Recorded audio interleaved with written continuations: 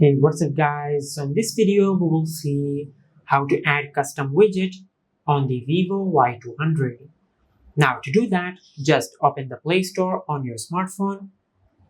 Now just search KWGT widget. Now just install this app on your smartphone. Now it will take a few seconds to install the app on your smartphone. And once the app is fully downloaded, tap on open. Now just tap on let's go. Now tap on next and give this app these permissions. Now just tap on select folder. Now just tap on use this folder. Now just tap on allow. Now from here tap on use it. Now once you have done that, just go to your home screen and open the Play Store. Now just go back and search KWGT widget pack. Now just scroll down and download any widget pack you like.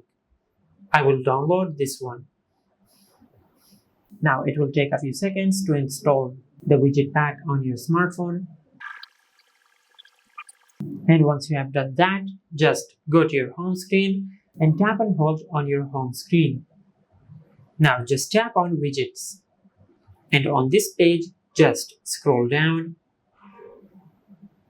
and tap on KWGT. Now just drag this widget to your home screen. Now you can resize the widget as you like, just like that.